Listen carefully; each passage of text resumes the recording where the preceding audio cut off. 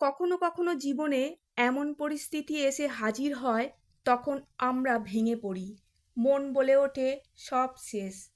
হৃদয় বলে ওঠে কেন আমার সাথে এমন হলো। আর ঠিক তখনই যেন একটা অদৃশ্য হাত আমাদের মাথায় রেখে বলে ওঠে, হে আমার ভক্ত, যা হয়েছে তা তোমার মঙ্গলের জন্যই। শুধু ধৈর্য ধরো, অপেক্ষা করো।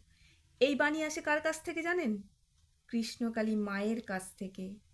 মা কখনো তার সন্তানদের দুঃখ কষ্টের মধ্যে সারা জীবন ফেলে রাখেন না। কখনো কখনো হয়তো তিনি পরীক্ষায় ফেলেন ঠিকই। কেন জানেন? কারণ আমাদের ভিতরে থাকা সত্যকে জাগিয়ে তোলার জন্য। আমরা যখন কাঁদি তখনও তিনি আমাদের পাশেই থাকেন। সুতরাং ঈশ্বরকে আমাদের বিশ্বাস করতেই হবে, কারণ ভগবান কখনোই ভক্তকে ছেড়ে যান না। ভক্তের ডাকে ভগবানও যে কেঁদে ওঠেন। জয় কৃষ্ণ কালী মায়ের জয়, এই বলে আপনি আপনার প্রতিটি দিন শুরু করুন। জীবনের প্রতিটি পদক্ষেপ প্রশস্ত হবে। তাই প্রার্থনা থামাবেন না, ভরসা হারাবেন না।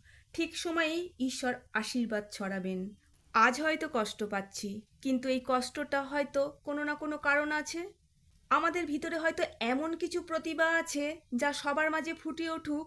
ভগবান সেটাই চান। তাই এই দুঃখ কষ্টের মধ্যে পড়ে যদি আমরা হাল ছেড়ে দিই, তাহলে আগামী দিনের সাফল্যের দরজা চিরদিন বন্ধই থাকবে। যারা কখনো পিছুপা হয় না, নিজের উপর ভরসা রাখে, ঈশ্বর সব সময় তাদের পাশে থাকেন। তাই কখনোই বলবো না পারবো না, সর্বক্ষণ বলবো ঈশ্বর সঙ্গে আছেন, তাই কোনো কিছুই অসম্ভব নয়।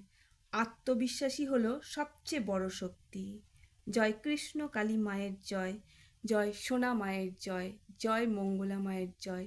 সবাই ভালো থাকুন, সুস্থ থাকুন, আনন্দে থাকুন, সব সময় ভগবানের নামে থাকুন।